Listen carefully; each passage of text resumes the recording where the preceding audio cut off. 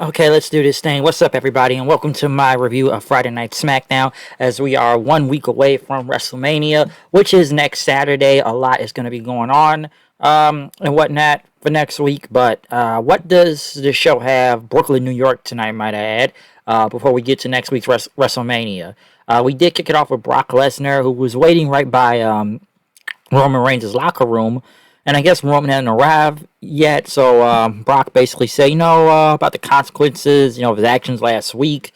And basically, talk about he paid the fines and painted that SUV, bought a blood red SUV because of the one he destroyed last week. But, he couldn't touch Roman Reigns unless he was provoked. So he's going to hang in his locker room, and it's time for some good provoking. So he went in there and ate some of the food, kicked his feet up on the table, breaking the table, might I add, just breaking stuff all around and get him to break stuff. So they then went back to the arena then, where it was Shinsuke Nakamura versus Jimmy Uso, basically a preview match before their tag team title match next week, between Nakamura and Boogs versus the Usos and whatnot, which that tells you how many teams they really got around right now. But good match, not bad.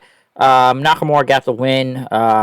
Like I said, Usos, Boogs having to save his guitar and stuff, so not bad. We got a lot of video packages out there throughout the whole night too, so this was a very video package heavy show also in a way. But also they did announce that the Warrior Award will be going to Shad Gaspard, former member of Crime Time. He deserves this, okay? Shad died a hero. Alright, he died a hero. He paid the ultimate sacrifice, saving his son. There's no more you can really say about that. He definitely deserves this award. Definitely. I'm sure his family and most likely JTG will probably be there to accept it. But I'm glad to see Shad getting that award though. So that was come on, that was coming a mile away. So I'm glad he's getting it. But next after that, they went to Drew McIntyre talking about Corbin. He said that Corbin tried to end his career, so he's going to take him out. Drew said could take him out anytime, but he wants to do it at WrestleMania, which they did have a video package for Corbin in, talking about from his rags, the richest story, and whatnot, the rise and fall and rise again of Baron Corbin. And, him and Moss were looking, and he made a joke, and Corbin didn't really find it funny at all. Next, Ridge Holland went against, the returning Xavier Woods. Xavier Woods has been hurt for a minute because Kofi said I'm not alone out here tonight.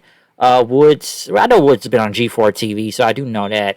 But, apparently that this is most likely going to lead to a 6-man tag. It looked like at WrestleMania between the New Day and, Sheamus, Holland, and Pete Dunne right there. But, with the unfortunate injury of Big E right now, Woods being back, I don't know how long they're about to keep Kofi on his own. It'll probably be a regular tag match for WrestleMania, if that's the case. But, it's good to see Woods back, even though he won in 40-something seconds, and so it wasn't really much of a match and stuff. But Woods still got the win, so it's good to see him back. Roman Reigns, I guess they were at a steakhouse and basically all over New York and Brooklyn, and stopping by MSG. Told Brock to clear out the locker room before he gets there. He's gonna crack his skull open and stuff. Ronda Rousey came out once again sounding like someone who reads off of a grocery list, talking about Charlotte, talked about, she's going to break her arm and stuff, and told her to get her Barbie ass in the ring. Charlotte was in the back somewhere saying she wouldn't be in a town like Brooklyn, and, it's a low-rent city, before WrestleMania. And Ronda says, ever since 14, I broke my first arm, and now I've just lost count at this point, okay? So, basically said she's going to get her at WrestleMania, that Charlotte can try to run, but she's not going to be able to run, because, yes, you could beat me, and that'd be the biggest win of your career, but, when I break your arm and win, you'll just be another number.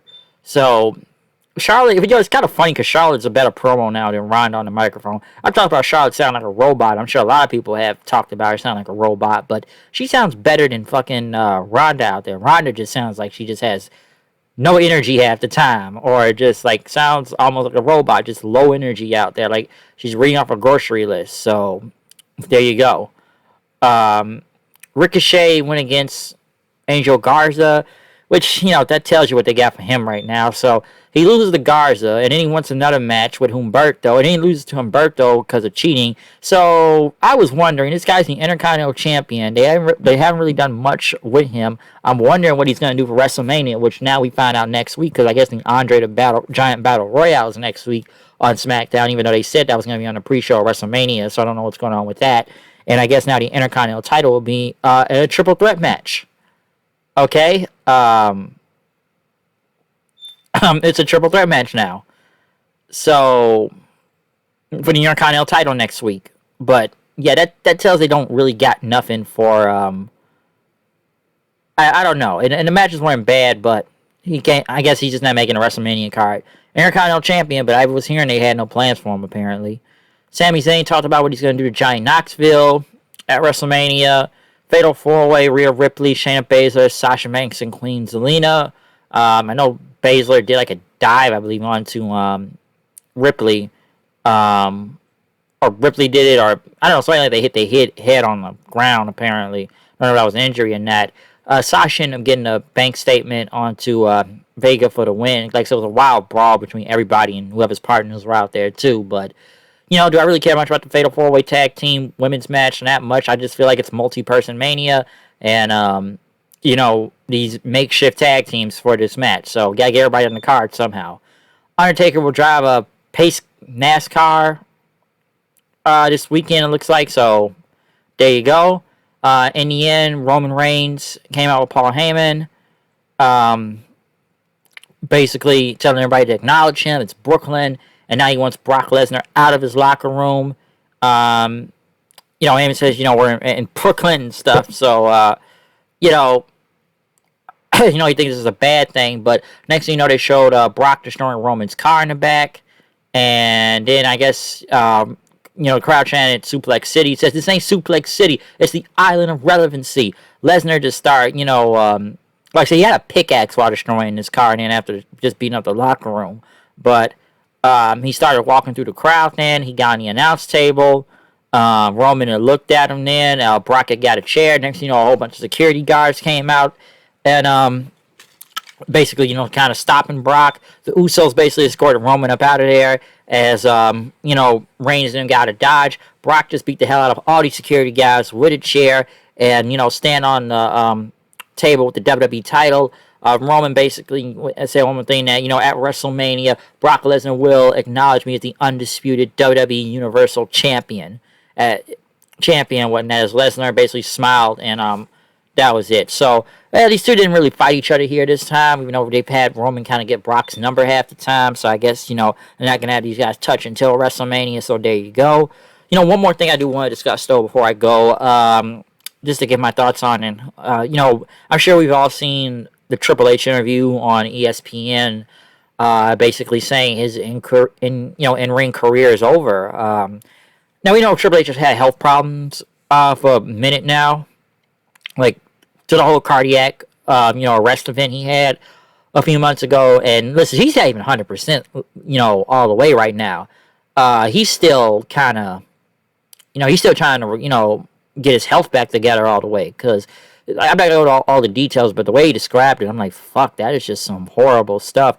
And I guess because he has a defibrillator, he will not be able to wrestle anymore because it could shock at any time, I guess. So, his in-ring career is, I'll say it hasn't been the best luck for Triple H in a good minute now, I will say, but the fact now that your career has to end abruptly, and I'm sure this probably wasn't the way Triple H wanted to go out and have one more match, because I think the last time he really had a match or really did anything, I think he was on Raw in the Thunderdome, and him and Randy Orton were supposed to be in a match.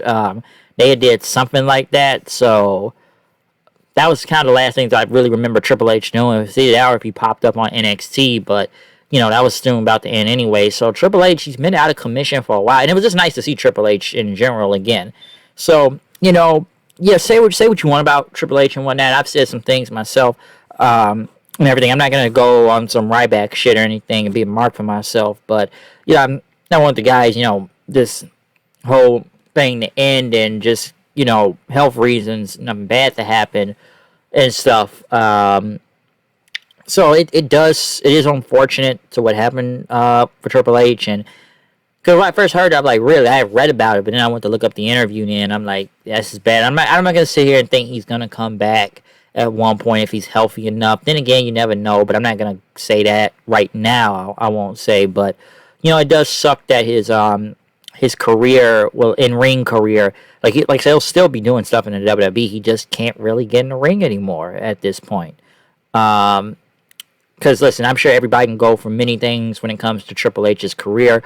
Multi-time world champion, come on, Evolution, DX, what else? His time running NXT, the Black and Gold brand, or we can go through his many feuds from Stone Cold to The Rock to The Undertaker to Shawn Michaels to Batista, Orton, Flair. Like, come on, he's faced all Evolution himself.